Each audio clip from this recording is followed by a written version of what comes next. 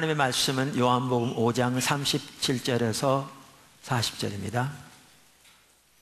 또한 나를 보내신 아버지께서 친히 나를 위하여 증언하셨느니라. 너희는 아무 때에도 그 음성을 듣지 못하였고 그 형령을 보지 못하였으며 그 말씀이 너희 속에 거하지 아니하니 이는 그가 보내신 이를 믿지 아니함이니라. 너희가 성경에서 영생을 얻는 줄 생각하고 성경을 연구하거니와 이 성경이 곧 내게 대하여 증언하는 것이라. 그러나 너희가 영생을 얻기 위하여 내게 오기를 원하지 아니하는도다. 아멘. 우리가 지난주부터 성경을 통해서 하나님의 음성을 듣는 것, 일반적으로 큐티라고 하는 부분을 살펴보고 있습니다. 그래서 지난주에는 첫 시간으로 성경보다 전반적으로 하나님의 말씀의 중요성에 대해서 살펴보았습니다. 하나님의 말씀은 아무리 강조해도 지나침이 없을 만큼 정말 우리에게 중요한 하나님의 기준입니다. 그래서 하나님 중심적인 성경 공부를 통해서 하나님과 하나님의 뜻에 관한 전반적인 지식으로 무장하는 것은 우리의 신앙생활에 없어서는 안 될 가장 소중한 요소 중에 하나입니다. 그래서 포도나무 교회에는 마인 바이블 아카데미 2년 코스 뿐만 아니라 그래서 주말반, 주간반, 야간반 앞에서 교육뿐만 아니라 그 외 여러 교육들을 실시하고 있습니다. 특별히 리더들일수록 이 부분은 더욱 중요합니다. 하나님은 성경 안에 우리의 신앙생활에 필요한 하나님과 하나님의 뜻에 관한 모든 필요한 것들을 이미 계시해 놓으셨습니다. 이것을 우리가 성경의 충분성이라 이렇게 부릅니다. 클라크 피노크라는 분은 그 성경의 충분성에 대해서 이렇게 얘기했습니다. 성경의 명료성과 충분성을 받아들이는 것은 성경에서 죄인들을 구원하고 교회를 인도하기에 충분한 진리의 빛을 발견할 수 있음을 인정하는 것이다. 이와 같이 성경 공부를 통해서 하나님의 뜻에 대한 전반적인 지식으로 무장하는 것은 매우 중요함에도 불구하고, 그러나 단순한 성경적인 지식만 가지고는 부족합니다. 우리는 성경을 통해서 하나님과 하나님의 목적과 하나님의 길을 알아야 합니다. 성경을 통해서 하나님 자신과 하나님의 목적과 하나님의 길을 발견하는 것은 단순한 신학적인 정립만 가지고는 불충분합니다. 하나님께서 성령을 통해 우리에게 그것들을 계시해 주셔야 합니다. 그러니까 성령을 통해. 다시 말해서 우리는 성경을 통해서 성령님으로 말미암아 하나님의 음성을 들어야 합니다. 만약 우리가 성경을 통해서 하나님의 음성을 듣지 못하면 우리는 정확하게 바리새인처럼 될 수 있습니다. 그래서 오늘은 지난주에 이어서 성경을 통해서 하나님의 음성을 들어야 한다라는 부분을 같이 살펴보고자 합니다. 첫째, 우리는 성경을 통해서 하나님의 음성을 들어야 합니다. 그래야 우리는 하나님과 동행하는 올바른 삶을 살 수 있습니다. 아무리 우리가 많은 성경적인 지식을 가지고 있다 할지라도 그 성경을 통해서 하나님의 음성을 듣지 못하면 그 모든 성경적인 지식이 아무런 의미가 없을 뿐 아니라 하나님과 동행하는 삶을 살 수 없습니다. 오히려 자신은 하나님을 대적하는 자리에 있으면서도 자기는 누구보다 하나님을 잘 섬긴다고 착각할 수 있습니다. 그에 대한 대표적인 예가 바리새인들입니다. 오늘 읽었던 본문 말씀을 보시면 그 심각성이 적나라하게 나와 있습니다. 우선 여러분, 바리새인들은 누구보다 성경을 잘 알고 많이 연구하는 자들이었다는 사실을 기억하셔야 합니다. 바리새인들은 성경을 연구하는 것이 그들의 직업이었습니다. 그들이 얼만큼 성경을 열심히 연구했는가 예수님도 인정하셨습니다. 오늘 본문을 다시 보십시오. 39절에 뭐라고 말합니까? 오늘 몇 구절들이 집중적으로 볼 거거든요. 그 중에 하나가 오늘 본문입니다. 자세히 살펴보시면, 너희가 성경에서 영생을 얻는 줄 생각하고 성경을 연구하거니와. 그러니까 그들이 얼만큼 열심히 성경을 연구했는가는 예수님도 인정하신 바였다고요. 요한복음 5장 42절 바로 그 아래 보시면 예수님께서 그들에게 이렇게 말씀하시죠. 내가 너희를 아버지께 고발할까 생각하지 말라. 너희를 고발하는 이가 있으니 곧 너희가 바라는 자 모세니라. 여기에 모세는 가장 먼저 율법을 가리킵니다. 그래서 모세, 대표적으로 모세 오경을 가리킨다고 할 수 있죠. 그런데 구약 성경 전체를 때로는 율법이라고 부르기도 합니다. 그래서 여기에 모세라는 말은 가장 작게는 모세 오경도 가리키지만 구약 성경 전체를 말한다고 해도 틀린 말이 아닙니다. 그러면서 뭐라고 그랬느냐면 너희가 바라는 자 모세가 너희를 고발할 거라 그랬어요. 그런데 여기에 이 말을 영어 NIV 성경은 뭐라고 번역하고 있는가 하면 너희가 그 위에 소망을, 너희의 소망을 두고 있는 모세가 너희를 고발할 거라, 이런 식으로 번역이 되어 있습니다. 그러니까 그들은 누구보다 성경을 열심히 연구했습니다. 그리고 그들은 자기들의 소망을 율법에 두고 있다고 자부할 만큼, 예수님도 그렇게 인정하실 만큼 말씀을 소중히 여겼습니다. 그리고 잘한 겁니다. 그거는. 그래서 그들은 성경에 보면 누구보다 자기들은 하나님의 뜻을 잘한다고 자부했습니다. 우리가 여러 차례 보았습니다마는 로마서 2장 17절 이하에 보면 이 사실을 잘 볼 수 있습니다.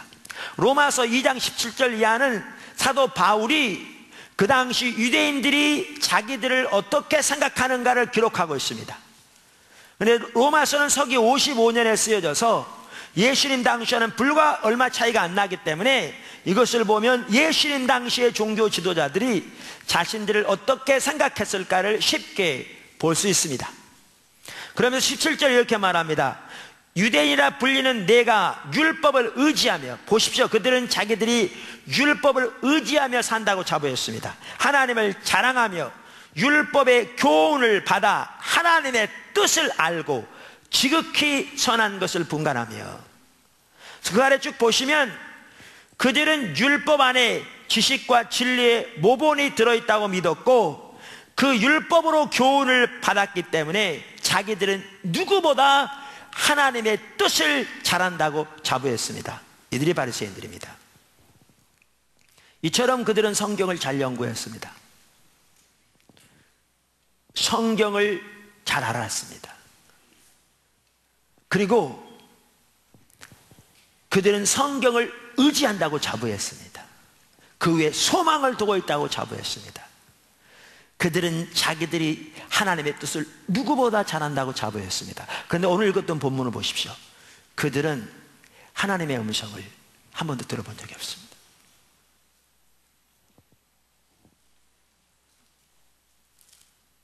요한복음 5장 37절 다시 보십시오. 또한 나를 보내신 아버지께서 친히 나를 위하여 증언하셨느니라. 이 말은 성경에 증언했다 그 말입니다. 예수님께서 누가복음 24장에 보면 구약이 예수님만 관해서 기록된 거라고 말하고 있잖아요. 그러면서 이렇게 말합니다. 너희는 아무 때에도 그러니까 그분의 음성을 듣지 못하였고 그분의 형상을 보지 못하였으며.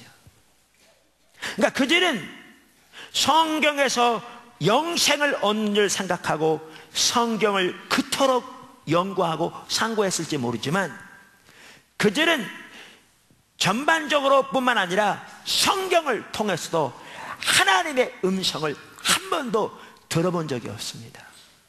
그 결과가 뭐였습니까? 그들은 살아계신 인격체신 하나님을 전혀 알지 못했습니다. 그들은 하나님의 목적을 전혀 알지 못했습니다. 그들은 하나님의 길을 전혀 알지 못했습니다.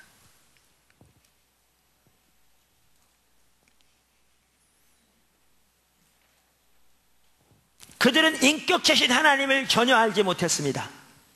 여러분, 사실 그들이 예수님께 나오지 않은 가장 주된 이유는 그들이 하나님을 몰랐기 때문입니다. 그래서 예수님께 나오지 않았습니다. 또한 그들은 그 시대를 향한 하나님의 계획과 의도를 전혀 깨닫지 못했습니다. 그래서 그들은 누구보다 예수님을 환영하고 영접해야 할 자들이었는데, 요한복음 1장 11절에 내포하는 것처럼 그들은 오히려 가장 앞장서서 예수님을 대적하고 핍박했습니다. 그들은 하나님의 길을 전혀 알지 못했습니다. 그래서 그들은 표면적인 규례와 규칙들은 지켰을지 모르지만 하나님의 길을 전혀 몰랐기 때문에 그들의 삶은 전혀 하나님 중심적인 삶이 아니었습니다. 여러분, 오늘날 우리들의 삶은 절대 이들과 다르지 않습니다. 이들과 다르지 않습니다. 바리새인들과 다르지 않습니다.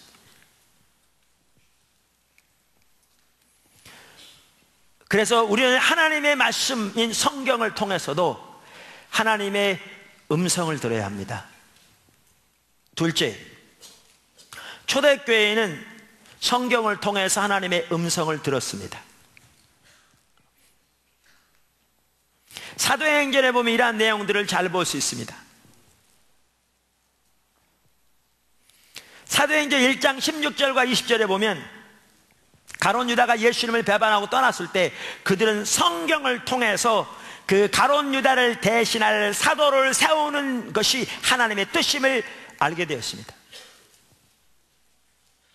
1장 16절, 형제들아, 성령이 다윗의 입을 통하여 예수 잡는 자들의 길잡이가 된 유다를 가리켜 미리 말씀하신 성경이 응하였으니 마땅하도다. 20절, 시편을 기록하였으되 그의 거처를 황폐하게 하시며 거기 거하는 자가 없게 하소서 하였고, 또 일렀으되 그의 직분을 타인이 취하게 하소서 하였도다. 사도행전 2장 14절 21절에 보면 오순절날 하나님의 성령이 교회 위에 놀라우게 임하셨는데 그들은 성경을 통해서 그날 일어난 일이 무엇인가를 알게 되었습니다. 그래서 사도 베드로가 일어나 요엘서 2장을 인용하면서 바로 그 예언이 그날 성취된 것이라고 말하고 있습니다. 사도행전 2장 25절 28절에 보면 예수님의 부활의 의미와 예수님이 하나님 되신 것도 그들은 성경을 통해서 알게 되었습니다. 다윗이 그를 가리켜 이르되 내가 항상 내 앞에 계신 주를 배웠으며 나로 요동치 않게 하기 위하여 그가 내 우편에 계시도다. 그러므로 내 마음이 기뻐하였고 내 혀도 즐거워하였으며 육체도 희망에 거하리니 이는 내 영혼을 음부에 버리지 아니하시며 주의 거룩한 자로 썩음을 당하지 않게 하실 것이미로다. 주께서 생명의 길을 내게 보이셨으니 주 앞에서 내게 기쁨이 충만하게 하시리로다 하였으므로 구약 성경을 인용하면서 이걸 통해서 그러한 진리를 깨닫게 됩니다.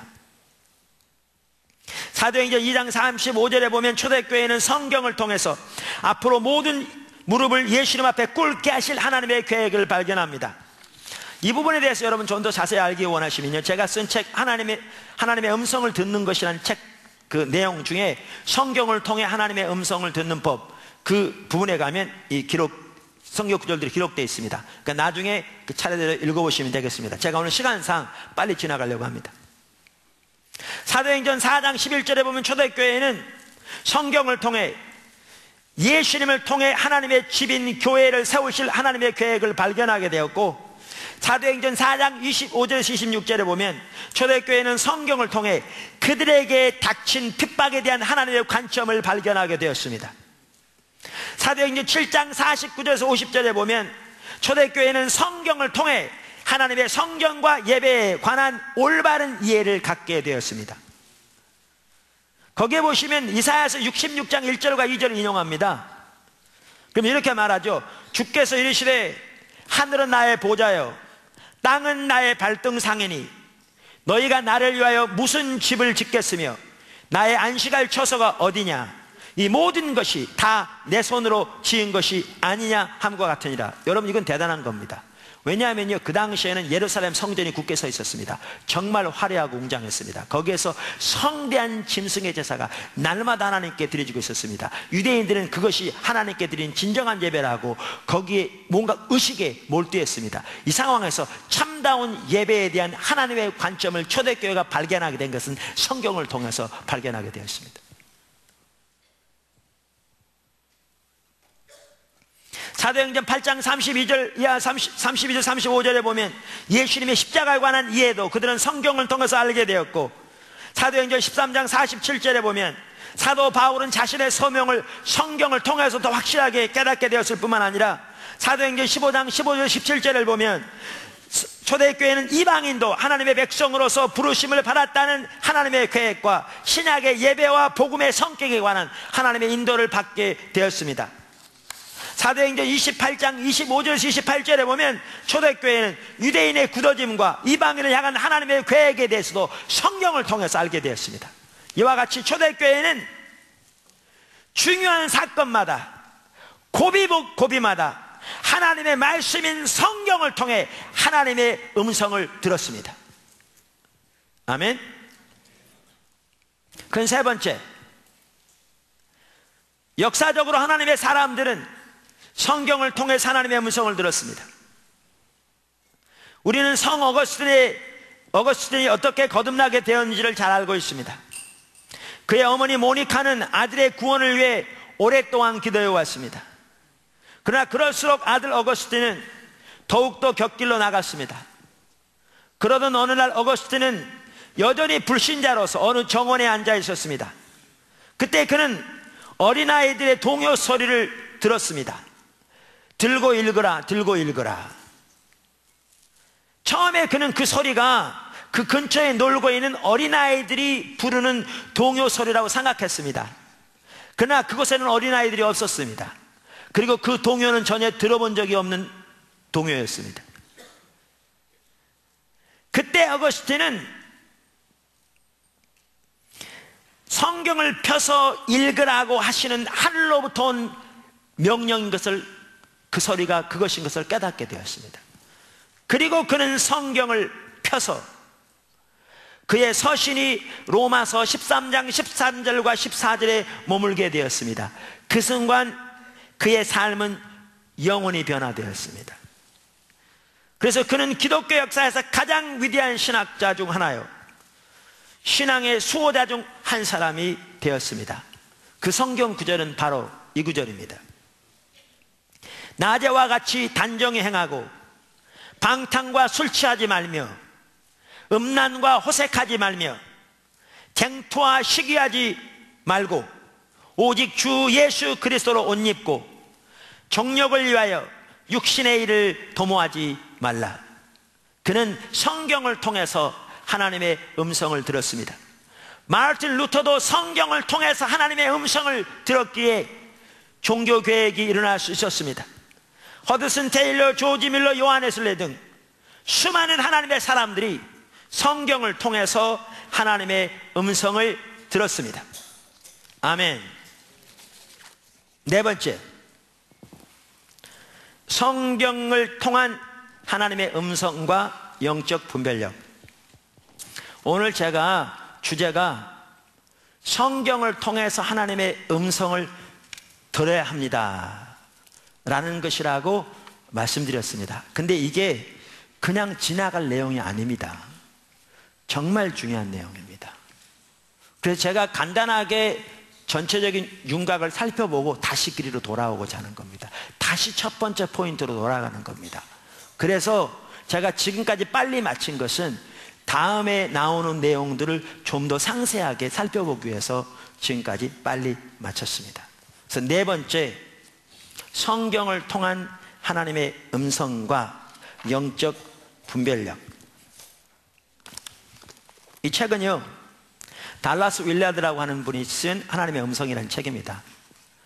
달라스 윌라드라고, 이분이 쓴 대표적인 책 중에 하나가 하나님의 모략이라는 책이 있는데 세계적으로 아주 유명한 책이고요.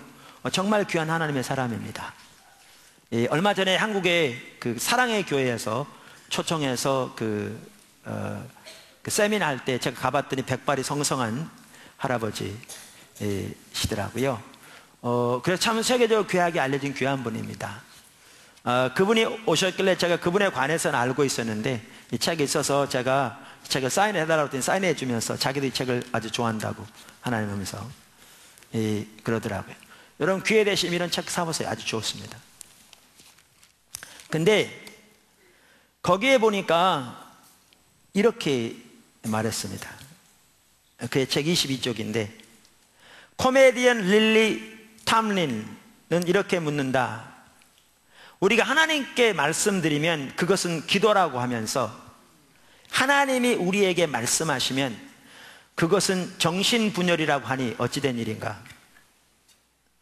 하나님의 음성을 들었다는 주장에 대해 오늘날 특히 이런 반응이 흔하다. 이런 주제에 대한 구체적인 가르침과 목회적 지도가 없기 때문이다. 사실 많은 교회 지도자가 옛날 사두개인처럼 하나님이 각 개인에게 친히 말씀하신다는 생각 자체를 못하게 막고 있다. 하나님이 자신들의 양떼들에게는 말씀하시지 않고 자기에게만 말씀하시는 것을 노골적으로 선호하는 지도자들도 있다. 이렇게 말했습니다. 그런데 우리는 하나님의 음성을 들어야 되는데 무엇보다 성경을 통해서도 하나님의 음성을 들어야 합니다. 근데 성경을 통해서 하나님의 음성을 듣는 데 있어서 가장 중요한 요소 중에 하나는 영적 분별력입니다. 사실 제가 이 설교를 준비하면서 이 부분을 나중에 자세를 다루면서 따로 다뤄야 되나 이렇게 고민을 많이 했습니다. 그런데 성경을 통해서 하나님의 음성을 들어야 할 그 필수성과 그 절박성과 그 중요성을 우리들이 알아야 할 것 같아서 이 부분을 여기에 다루기로 제가 결정을 했습니다. 우리의 신앙이 타락하면 우리의 영적 분별력이 어두워집니다. 우리의 영적 분별력이 어두워지면 우리는 성경을 통해서도 전혀 하나님의 음성을 못 듣게 됩니다. 바리새인처럼. 때로는 성경을 누구보다 잘 알고 아침마다 성경을 묵상하고 성경을 연구하는 것이 자신의 직업이 될 만큼 많이 연구하면서도 전혀 성경을 통해서 하나님의 음성을 듣지 못하게 됩니다. 그리고 그 결과는 정말 심각합니다. 아까 우리가 살펴봤습니다. 우리가 이 부분에 대해서 예레미야 시대의 예를 들어서 같이 살펴보고자 합니다. 이에 대한 좋은 예가 예레미야 시대입니다. 하나님은 그 시대에도 성경을 통해서도 그들에게 목이 터져라 외치고 계셨습니다. 성경에 보면요, 구약 시대에는 다른 여러 가지 방법이 있었을지 모르지만 하나님이 하나님의 백성들에게 말씀하시는 주된 두 가지 통로가 하나는 성경을 통해서 말씀하신 거였고요, 다른 하나는 선지자를 통해서 말씀하신 거였습니다. 예레미야 시대도 그랬습니다. 우리가 오늘 살펴볼 몇 가지 중요한 구절들이 있다고 그러는데 그 중에 하나가 예레미야 6장 16절부터 19절입니다. 한번 성경을 다 찾아보시죠.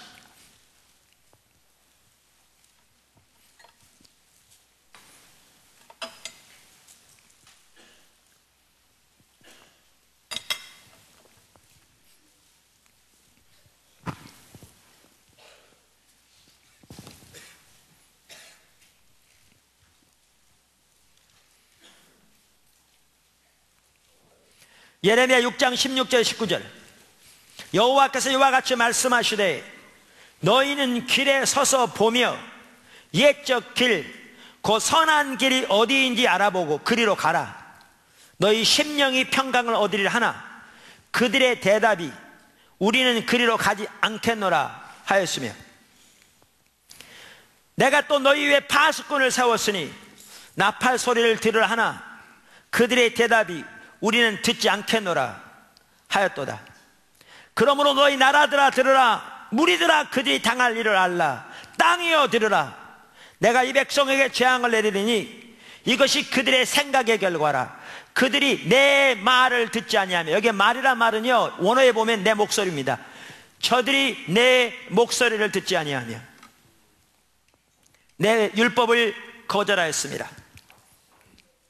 자, 작은 첫 번째, 우리는 여기서 하나님께서 그들에게 성경을 통해서 말씀하고 계셨던 걸 볼 수 있습니다. 자, 예레미야 6장 16절, 너희는 길에 서서 보며 옛적 길, 그 선한 길이 어디인지 알아보고 그리로 가라, 이렇게 기록되어 있습니다. 그러면 여기에 말한 옛적 길이 뭡니까? 어떤 주석학자는 이것에 이렇게 주석을 썼더라고요. 이스라엘의 믿음의 선조들이 순수하게 하나님을 믿고 순종하며 살았던 것을 가리킨다. 이 말은 뭐냐 하면, 이 예레미야 시대면 예레미야 시대 이전에 하나님의 백성들이 순수하게 하나님과 동행하며 살았던 것을 의미한다고요. 근데 그게 어디에 기록되어 있습니까? 그 당시까지 가지고 있는 기록된 성경이 기록되어 있죠. 그래서 하나님은 그 당시까지 기록된 성경을 통해서 저들에게 말씀하고 계셨습니다. 또 하나의 통로가 뭐냐? 그 다음 절에 나옵니다. 내가 또 너희 위에 파수꾼을 세웠으니, 이 파수꾼은 누구를 가리킵니까? 그 동일한 주석의 학자는 이렇게 말했습니다. 여기서의 파수꾼이란 백성들이 반역과 불순종의 죄악에 빠졌을 때 하나님의 심판을 경고하거나 그들이 회개하고 돌이키도록 권면하는 선지자들을 가리킨다. 선지자들을 가리킵니다. 그래서 여기에 보시면 하나님께서는 예레미야 시대만 하더라도 그 당시까지 기록된 성경을 통해, 그리고 선지자들을 통해 하나님의 백성들에게 말씀하셨던 걸 볼 수 있습니다. 구약에서 하나님께서 하나님의 백성들에게 말씀하시는 주된 두 가지 통로는 하나는 성경이었고 또 하나는 선지자들이었습니다. 작은 두 번째, 하나님은 그들에게 정말 간곡하게 그리고 강렬하게 말씀하고 계셨습니다. 우리는 예레미야 7장을 보아도 이 부분을 잘 볼 수 있습니다. 예레미야 7장 13절에 이렇게 말합니다. 여호와의 말씀이니라, 이제 너희가 그 모든 일을 행하였으며 내가 너희에게 말하되 새벽부터 부지런히 말하여도 듣지 아니하였고 너희를 불러도 대답하지 아니하였느니라. 7장 25절, 너희 조상들이 애굽 땅에서 나온 날부터 오늘까지 내가 내 종 선지자들을 너희에게 보내되 끊임없이 보내었으나 너희가 나에게 순종하지 아니하며 귀를 기울이지도 아니하고 목을 곧게 하여 너희 조상들보다 악을 더 행하였느니라. 여기 보시면 하나님께서 뭐라고 말씀하시냐면, 내가 새벽부터 부지런히 말하였다. 내가 너희 조상들을 애굽에서 건져낸 날부터 오늘까지 내 종 선지자들을 보내고 보내되 끊임없이 보내서 말했다. 그런데 너희는 듣지 않았다. 이렇게 말하고 있습니다. 그러니까 여기에 보시면 하나님은 그들에게 정말 강렬하게, 정말 간곡하게 말씀하고 계셨던 걸 볼 수 있습니다. 작은 세 번째, 그런데 그들은 그 두 가지 통로를 통한 하나님의 음성 모두 전혀 듣지 않았습니다. 그들은 두 가지 통로를 통한 하나님의 음성 모두 전혀 안 들었습니다. 여러분, 여기서 먼저 기억해야 할 게 있습니다. 사실 이 부분도 이렇게 과거에 살펴본 부분이긴 합니다만, 여러분, 예레미야 시대 유다 백성들은 나름대로 하나님의 음성 듣기를 정말 사모하는 사람들이었습니다. 어디를 보면 알 수 있느냐? 예레미야 23장 35절과 37절을 보면 알 수 있습니다. 그 예레미야 23장 35절과 37절을 NIV 성경은 이렇게 번역하고 있습니다. 우리말 성경은 약간 다르게 되어 있고요, 다른 성경도 약간 다른데 NIV 성경은 이렇게 번역하고 있습니다. 저는 NIV 성경이 옳다고 생각합니다. 왜냐하면 예레미야 12장 2절을 보면 그 사실을 알 수 있습니다. 조금 더 볼 텐데요, 제가 NIV 성경이 말하는 말을 우리말로 그대로 직역해 보겠습니다. 이것이 너희 각자가 반복적으로 지속적으로 그의 친구나 친척에게 하는 말이다. 주님의 응답이 무엇이냐? 주님이 뭐라고 말씀하셨느냐? 37절, 이것이 너희가 지속적으로 선지자에게 하는 말이다. 당신에게 주신 주님의 응답은 무엇입니까? 주님이 뭐라고 말씀하셨나요? 제가 왜 이게 NIV 번역이 맞다고 생각하느냐? 아까 예레미야 12장 2절 보고 그런다고 그랬잖아요. 예레미야 12장 2절은 다 똑같이 번역되어 있습니다. 모든 성경들이. 표현상은 다를지 모르지만 내용은 똑같습니다. 이렇게 되어 있습니다. 주께서 그들을 심으심으로 그들이 뿌리가 박히고 장성하여 열매를 맺었거늘 그들의 입은 주께 가까우나 그들의 마음은 머니이다. 근데 여기에 그들의 입은 주께 가까우나, 이 말을 영어 NIV 성경은 표현상의 차이입니다. 표현의 차이라고. 이 경우에는 뭐라고 번역하고 있는가 하면 주님이 항상 저들의 입술에 있습니다. 이렇게 번역되어 있습니다. 다시 말하면 주님, 저들은 입만 벌리면 주님 얘기합니다. 이렇게 되어 있다고요. 그래서 저는 아까 3장 35절과 37절을 NIV 번역한 게 더 옳다고 생각합니다. 문맥을 보아서도 그렇게 보고요. 자, 그럼 보십시오. 여러분, 오늘날 우리나라에 있는 성도들 중에 대부분은 주일날 대배를 마치고 5분도 안 돼서 하나님 얘기 거의 안 합니다. 우리는 오늘날 주일날 예배 와서 예배 드리는 것을 성수주의라고 생각합니다. 그래서 어떻게 하든지 예배를 드리고 가면 성수주의를 한 거라고 생각합니다. 당연히 주일날 모여서 하나님께 예배 드리는 것은 정말 중요한 것입니다. 문제는 주중에 우리의 삶에서는 말할 것도 없거니와 그 주일날 교회에 와서 소위 대배라고 말하는 그 예배를 마치고 5분도 안 돼서 성도들 입에서 하나님 얘기하는 사람은 오늘날 우리나라에 있는 기독교인 중에 거의 없다는 겁니다. 우리들도 크게 이해가 안 됩니다. 근데 예레미야 시대에는 저들이 입만 벌리면 하나님 얘기했습니다. NIV 번역이 맞다면 저들은 친구나 친척을 만나면 한 사람만 그런 게 아니라 그들 각자가 한 번만 그런 게 아니라 그것이 그의 삶의 패턴이었는데, 주님의 응답이 뭡니까? 주님이 뭐라고 말씀하셨나요? 라고 물었습니다. 자, 그러면 이렇게 하나님의 음성을 듣기를 사모하는 사람들이었으면 하나님께서 저들에게 새벽부터 부지런히 외치면 저들이 안 들었겠습니까? 하나님이 말씀하셨는데 단도직입적으로 한마디로 말하기를 No, thank you. 우리는 그렇게 안 할 겁니다. 우리는 안 들을 겁니다. 이렇게 한마디로 거절하겠습니까?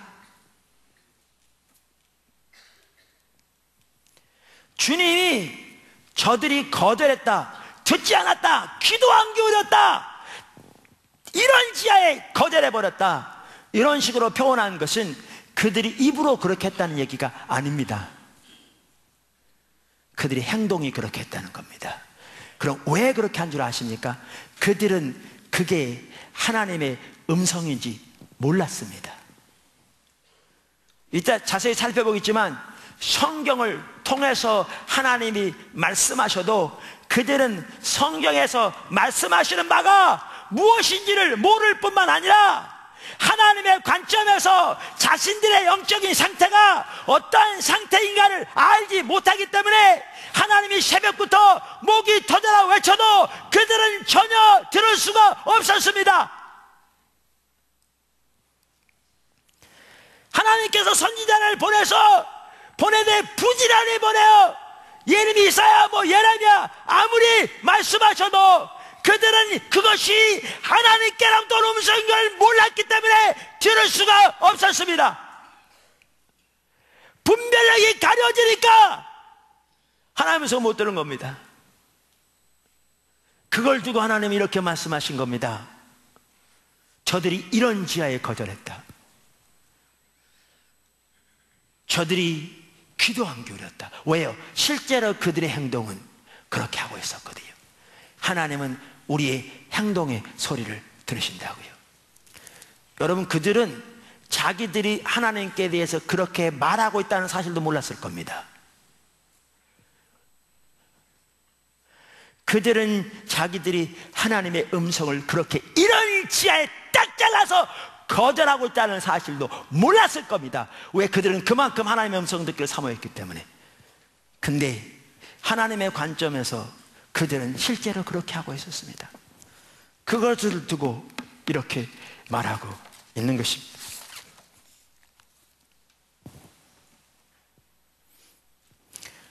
한 가지 더 간단히 여기 살펴보면요, 그들은 두 가지 통로를 통한 하나님의 음성 모두 못 들었습니다.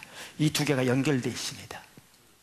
그들이 성경을 통한 하나님의 음성을 제대로 들었더라면 선지자를 통한 하나님의 음성을 들었을 것이고, 선지자를 통한 하나님의 음성을 들었더라면 성경을 통한 하나님의 음성을 들었을 텐데 눈이 가려지니까 둘 다 못 들었습니다. 예수님 시대도 마찬가지였습니다. 아까 읽었던 오늘 본문을 보십시오. 요한복음 5장 37절 다시 한번 보십시오. 또한 나를 보내신 아버지께서 친히 나를 위하여 증언하셨느니라. 성경에 증언했단 말이라니까요. 그러면서 어떻게 해요? 너희가 성경에서 영생을 얻는 줄 생각하고 성경을 연구하거니와. 이렇게 성경을 연구하고 찾았는데, 그런데 문제는 뭡니까? 너희는 한 번도 그분의 음성을 듣지 못하였고 하나님의 음성을 듣지 못했습니다. 성경을 통해서도. 그러니까 그들은 예수님을 통한 하나님의 음성을 들을 수가 없었습니다. 그래서 성경을 말하기를 너희가 영생을 얻기 위해 내게 오기를 거절하는도다, 이렇게 말하고 있죠. 왜? 성경을 통한 하나님의 음성을 듣지 못하니까. 그 시대는 하나님의 아들이 오셔서 하나님의 말씀을 전하고 계신데 그들은 그것을 들을 수가 없었습니다. 둘이 연결되어 있기 때문에 그렇습니다. 이처럼 예레미야 시대에도 두 가지 통로를 통한 하나님의 음성 모두를 듣지 못했습니다. 작은 네 번째, 그 결과 그들에게 하나님 심판이 다가오고 있었습니다. 하나님의 음성을 듣지 못하고 하나님의 음성을 따라 행치 아니하며 성경을 통해 말씀하시는 하나님의 뜻을 분별하여 순종하지 않는 하나님을 떠난 하나님의 백성에게 항상 성경은 심판을 말씀하시는 걸 볼 수가 있습니다. 그래서 아까 읽었던 예레미야만 하더라도 그렇죠.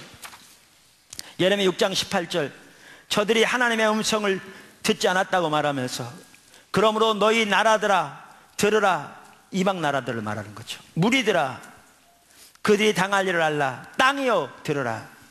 내가 이 백성에게 재앙을 내리니 이것이 그들의 생각의 결과라. 그들이 내 말을 듣지 아니하며 내 음성을 듣지 아니하며 내 법을 거절하였습니다. 이렇게 말하고 있죠. 이와 같이 저들이 하나님의 성경을 통한 하나님의 음성을 못 들었던 것은 영적 분별력이 어두워져 있었기 때문에 그렇습니다. 영적 분별력이 어두워지면 성경을 통해서도 하나님의 음성을 못 듣습니다. 마지막으로 다섯 번째, 성경을 통해서 하나님의 음성을 듣지 못했다는 말의 구체적인 의미와 신뢰.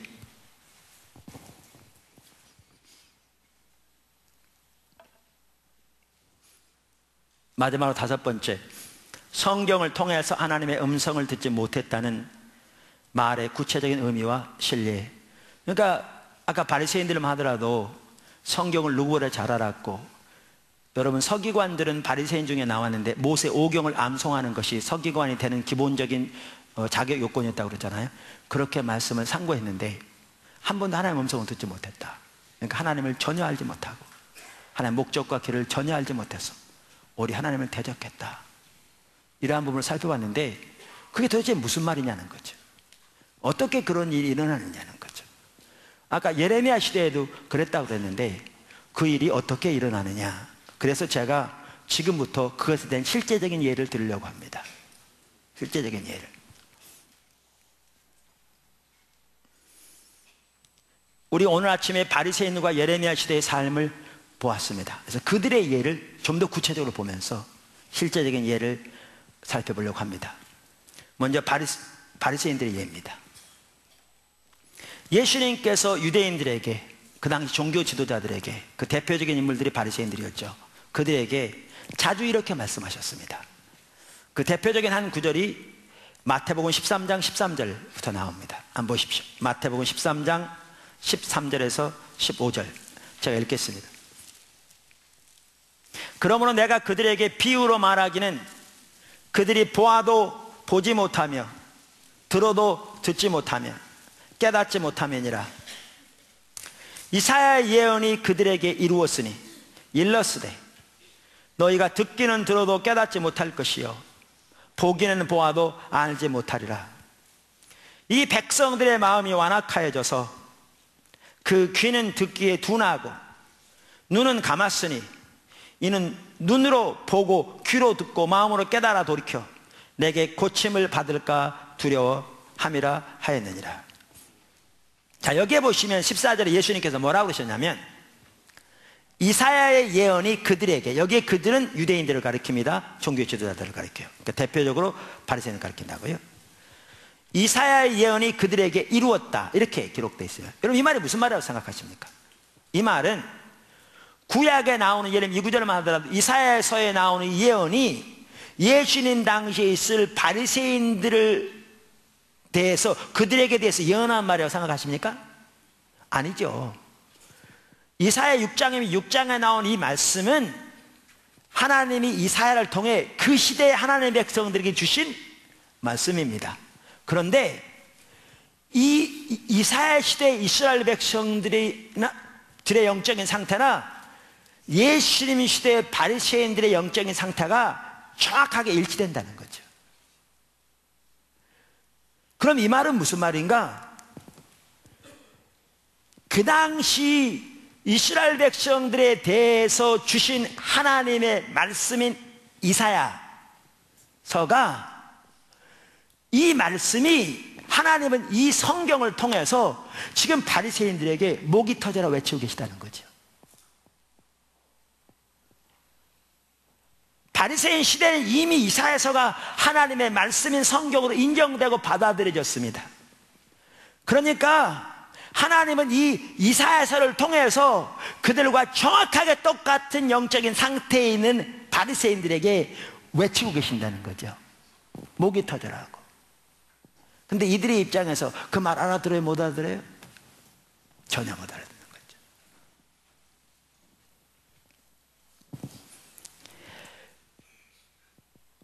강력하게 외치고 계셨던 것을 우리는 마태복음 15장에서도 볼 수 있습니다. 15장 7절에서 9절. 외식하는 자들아, 이사야가 너희에 관하여 잘 예언하였도다. 같은 내용입니다. 이 백성이 입술로는 나를 공경하되 마음은 내게서 멀도다. 사람의 계명으로 교훈을 삼아 가르치니 나를 헛되이 경배하는도다 하였느니라 하시고.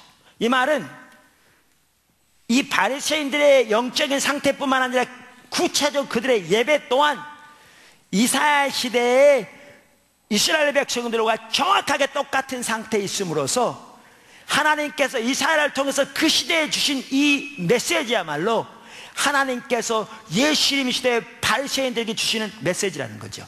다시 말하면 하나님은 이사야서를 통해서 이들에게 이들의 신앙적인 상태, 영적인 상태뿐만 아니라 이들의 예배에 대해서도 집중적으로 말씀하고 계셨다는 거죠. 근데 저들은 그 말을 전혀 못 들었죠. 그럼 구체적으로 이게 무슨 말이냐? 우리가 잘 아는 부분입니다. 여기 보십시오.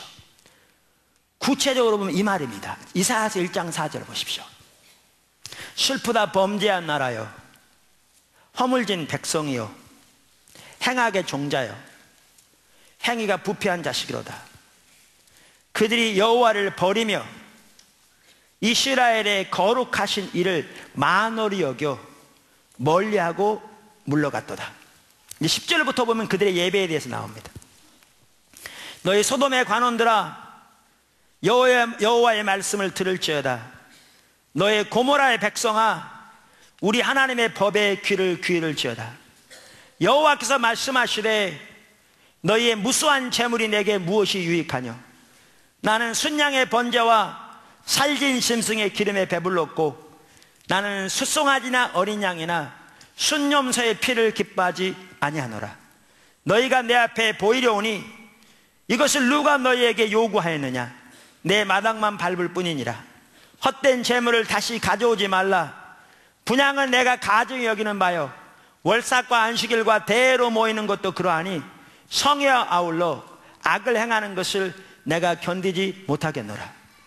내 마음이 너희의 월삭과 정한 절기를 싫어하나니 그것이 내게 무거운 짐이라. 내가 지기에 곤배했느니라. 너희가 손을 펼 때에 내가 내 눈을 너희에게서 가리고 너희가 많이 기도할지라도 내가 듣지 아니하리니 이는 너희의 손에 피가 가득함이라. 여기 보십시오.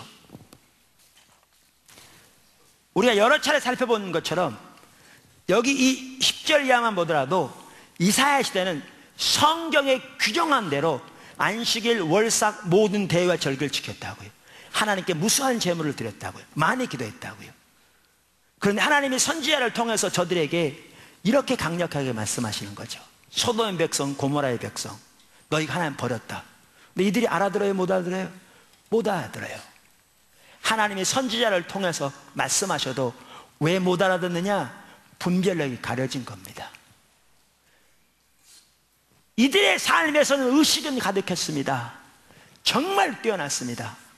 근데 이 모든 의식이 너무너무 중요하지만 의식은 우리 신앙의 본질을 위한 수단인데, 즉 우리가 하나님을 알고 존재를 다해 사랑하며 그분의 길로 향하며 그분의 행하심을 보고 우리의 온 삶으로 동참하는 신앙의 본질을 위한 수단인데, 그래서 이 신앙의 본질에서 떠난 것이 하나님을 떠난 것으로서 이들은 의식은 가득했을지 모르지만 그들의 삶은 신앙의 본질에 떠나 하나님 앞에서는 저들이 하나님을 버린 상태에 있었는데, 근데 하나님께서 이사야를 통해서 아무리 저들에게 외치셔도 저들은 그 말 알아들을 리가 없죠. 왜? 하나님의 관점을 알지 못하니까. 그걸 두고 예레미야 시대에도 그렇게 말씀하시는 겁니다. 새벽부터 불러도 너희가 대답도 안 했다. 근데 문제는 이겁니다. 이사야서가 왜 성경에 기록됐느냐? 나라가 망하고 보니까 이사야가 참다운 선지자인 게 증명된 겁니다. 그러면 이걸 보십시오. 바리새인들이 지금 제가 읽은 이 구절을 읽었을 때 이사야 시대 자기 조상들에 대해서 어떻게 생각했을까요? 소돔 백성, 고모라의 백성이라 예배가 타락했다. 그리고 저들이 하나님을 버리고 멸시하고 물러갔다. 이렇게 써 있으니까 이들은 성경인 하나님의 말씀을 믿으니까 자기 조상들이 그렇게 영적으로 타락하고 그들의 예배가 그렇게 타락했다는 사실을 알았겠죠. 수없이 많이 설교했을 겁니다. 수없이 많이 묵상했을 겁니다. 근데 문제는 이거죠. 그 구절을 읽으면서 자기들이 그런 상태에 있는 것을 깨달았겠냐 그 말이에요.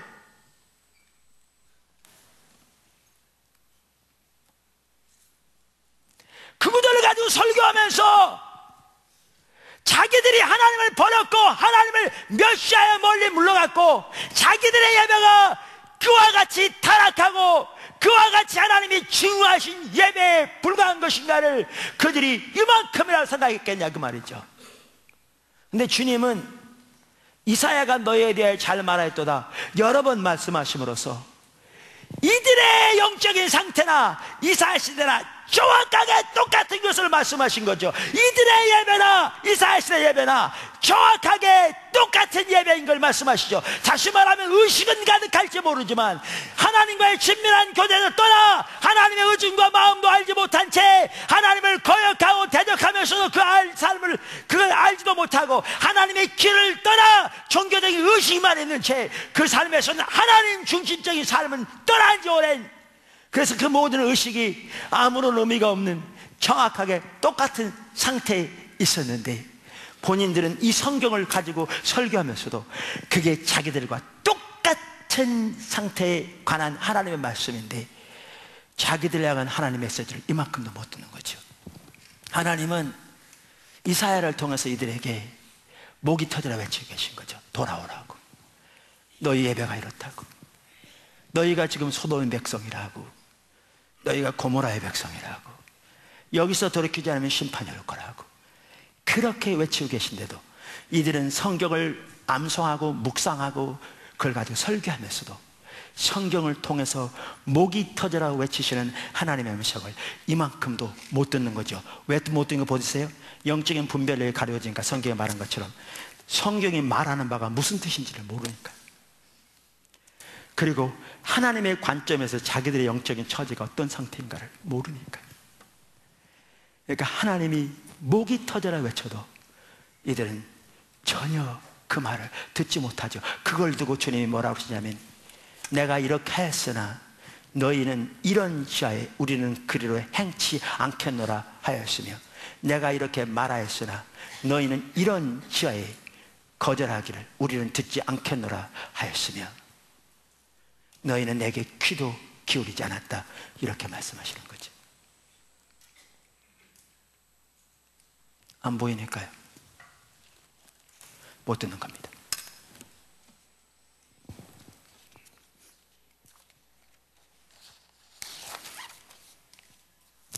우리가 하나님과 올바른 관계에 있지 않으면, 영적인 분별력이 어두워지면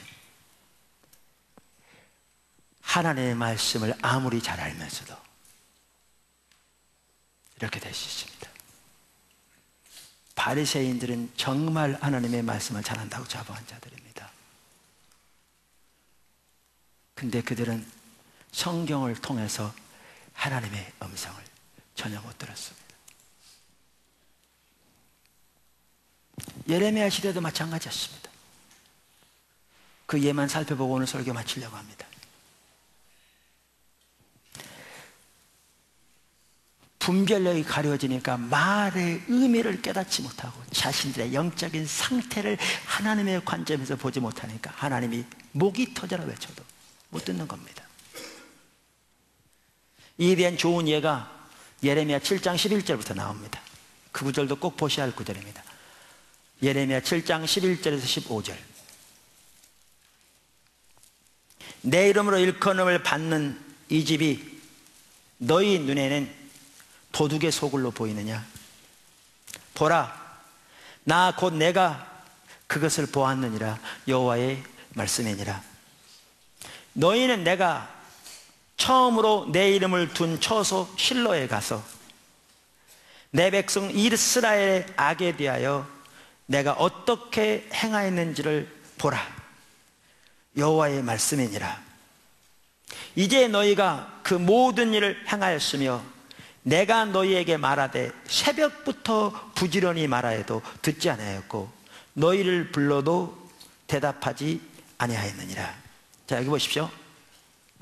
하나님 뭐라고 그러냐면, 내가 너희를 새벽부터 부지런히 말하여도 너희에게 듣지 않았다 그랬어요. 이거는 하나는 선지자를 통해서 말씀하신 것도 포함된다고 생각합니다. 예를 들면 그 당시에 예레미야를 통해서. 근데 저는 그것만이 아니라 성경을 통해서 그렇게 말씀하신 것을 의미한다고 믿습니다. 왜냐하면 바로 그 윗절을 보십시오. 바로 그 윗절.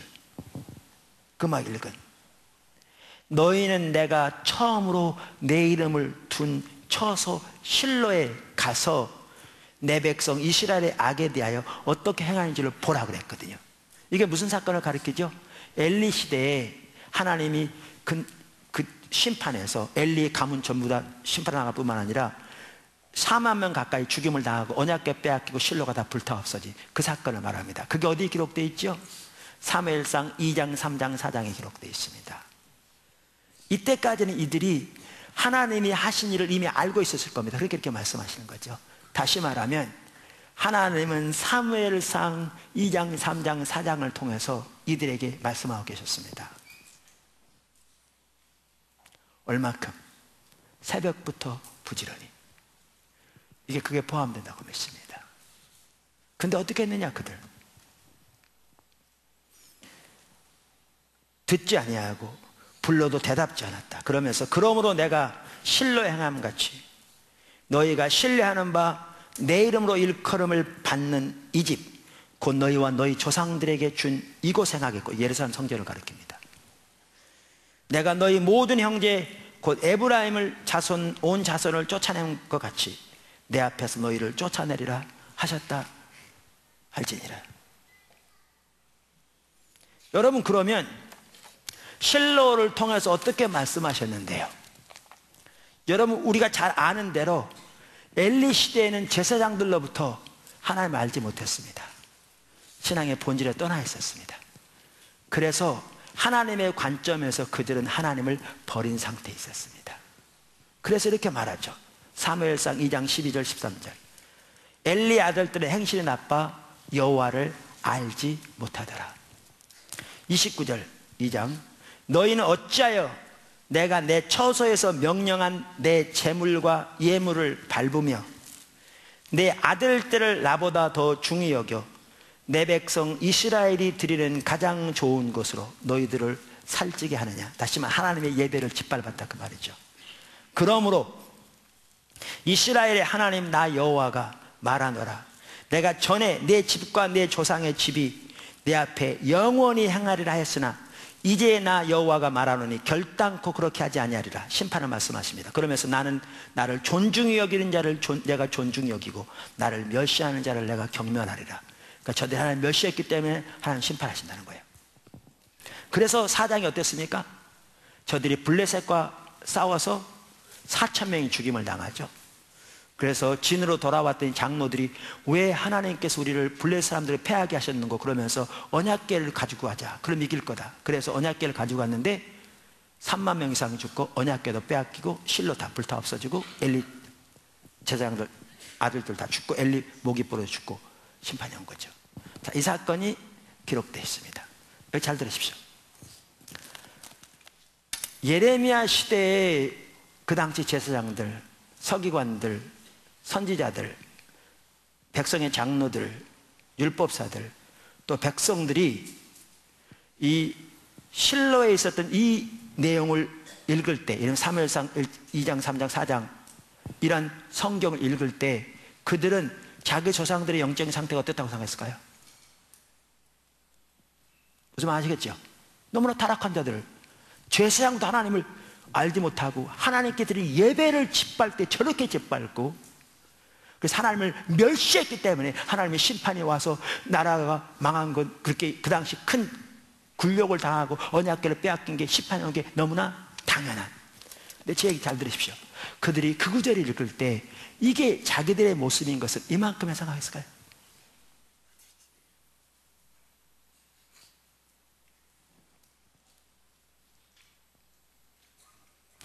우선 자기 조상들이 엘리 시대 그들이 제사장들로부터 여호와를 알지 못하더라고 그랬어요. 근데 예레미야서 7장 8장 8절에 보면 뭐라고 기록되어 있는가 하면 너희가 어찌 우리는 지혜가 있고 우리에게는 여호와의 율법이 있다 말하겠느냐 이렇게 말함으로써 예레미야 시대에 유다 백성들, 특별히 종교 지도자들은 자기들이 하나님의 율법을 가지고 있기 때문에 지혜롭다고 자부했던 걸 볼 수 있어요. 그럼 그들은 그렇게 자부하고 있는데 자기들이 엘리 시대처럼 제사장들로부터 여호와를 알지 못했더라 그랬으니까 자기들이 저들처럼 하나님을 모르는 상태에 있다고 꿈에나 생각했겠냐 그 말이죠. 뿐만 아니라 저들은 어떻게 했다고요? 하나님께 드린 예배를 짓밟았어요. 성경에 써 있어요. 예배를 멸시하고 예배를 짓밟고 그러면서도 하나님의 심판이 그들에게 오지 않을 걸 기대했다면 어리석은 거죠. 근데 보십시오. 이들은 어떻게 예배드렸다고요? 6장 20절에 시바에서 유황과 먼 곳에서 향품을 내게로 가져오면 어찌하느냐. 나는 그들의 번제를 받지 아니하며 그들의 희생제물을 달게 여기지 않. 이걸 보면요, 오늘날의 에티오피아, 오늘날의 인도에까지 가서 극상품의 향품을 사다가 하나님께 제사를 드렸던 걸 볼 수 있어요. 하나님 안 받으신다고 그러지만 그들은 그 사실도 모르고 있는 거죠. 하나님이 안 받으실 걸 뻔히 알면 그 엄청난 희생을 드릴 정신 나간 사람 누가 있겠어요? 그러니까 하나님이 이렇게 말씀하셔도 예레미야를 통해서 못 알아듣는 거죠. 근데 그들은 이런 상태예요. 그렇게 엄청나게 하나님께 제사를 드리고 있어요. 그럼 자기들이 자기 조상들처럼 실로처럼 하나님의 예배를 짓밟고 있다는 사실을 알았겠냐고요.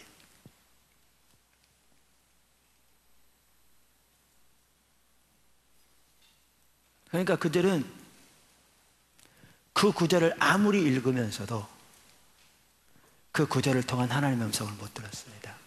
문제는 뭔지 아세요? 하나님의 관점에서는 엘리 시대나 이들이나 정확하게 똑같은 상태에 있었습니다. 종교적인 의식은 있었을지 모르지만 인격체신 하나님을 알고 존재를 다해 사랑하는 그 신앙의 본질에서는 떠나 있었습니다. 그래서 예레미야 2장 13절에 이 백성이 두 가지 악을 범했는데 하나는 생수의 근원인 나를 버린 것과 똑같은 상태. 그러니까 이 모든 제사가 하나님 앞에 아무런 의미가 없는, 뿐만 아니라 전혀 생명이 없어서 엘리 시대에 불레에 졌잖아요. 그러니까 지니까 그들이 언약궤 가지고 가면 이길 줄 알고 의식을 의지했는데 이들도 똑같이 하나님을 떠나 있으면서 생명이 거쳐 있고 심판의 코앞에까지 닥쳐와 있는데 성전에서 예배만 잘 드리면 하나님이 지켜줄 줄로 아는, 그러니까 하나님 오죽했으면 그들에게 그들이 성전을 믿는다고, 너희가 믿는 이 성전을 멸하겠다고, 똑같은 영적인 상태.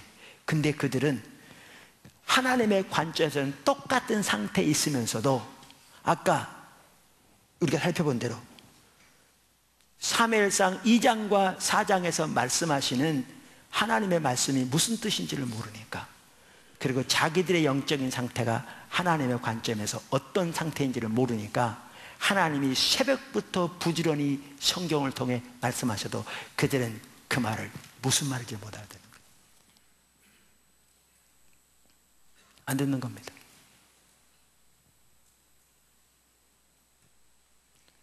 그걸 가지고 설교하면서도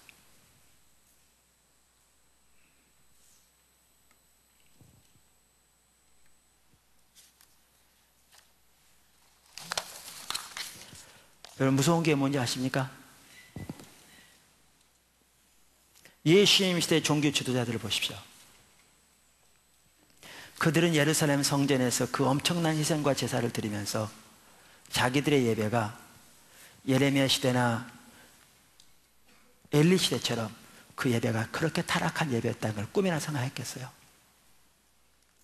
근데 예수님께서 들어가셔서 채찍을 만들어도 짐승을 쫓아내시면서 하시는 말씀이, 너희는 내 아버지의 집을 강도의 구렬로 만들었다고 그랬는데, 그게 아까 읽은 예레미야 7장 너희 눈에는 이 성전이 강도의 소굴로 보이느냐, 그 구절을 인용한 겁니다. 다시 말하면 정확하게 똑같은 상태였습니다. 그러면 하나님이 사무엘상 예레미야서를 통해서 그들에게 목이 터져라 외치고 계셨는데 그들은 그 구절을 가지고 암송하고 묵상하고 설교하면서도 그 성경을 통한 하나님의 음성은 이만큼도 못 들었습니다. 오늘날 우리가 얼마든지 그렇게 될 수 있습니다. 이게 오늘날 우리의 문제입니다. 우리의 문제입니다. 하나님의 음성을 듣지 않는 거죠. 단순한 구호로 지나가 버리는 거죠. 하나님의 말씀을 이런 지하에 거절하고 있는 거죠. 우리 행동을.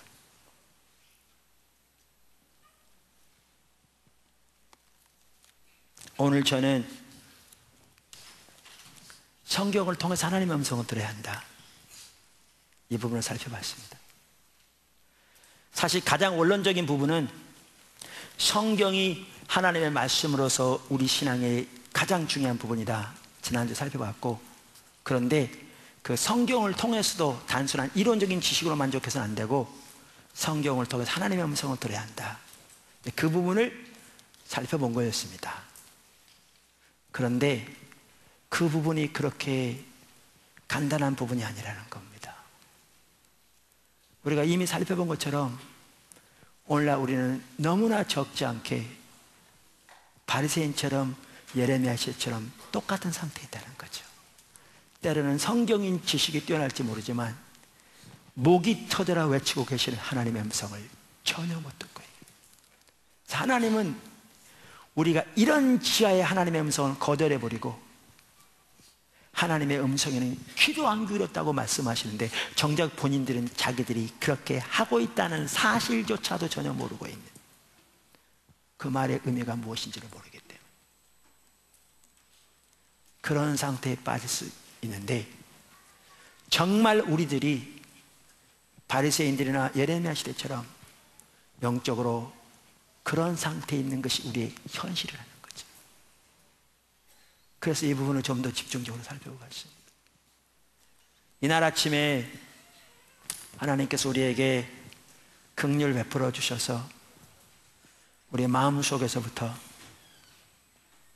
정말 하나님의 음성과 뜻을 발견하기를 진실로 소원해서 우리의 삶에서 진실로 하나의 문자나 구호가 아닌 매주마다 이쪽 귀로 들어와서 저쪽 귀로 흘러가는 하나의 문구가 아니라 우리의 삶에서 진실로 하나님의 길에 서기를 실제로 구하고 고민하고 애통하는 그 자리로 돌아갈 수 있기를 주님의 이름으로 축원합니다.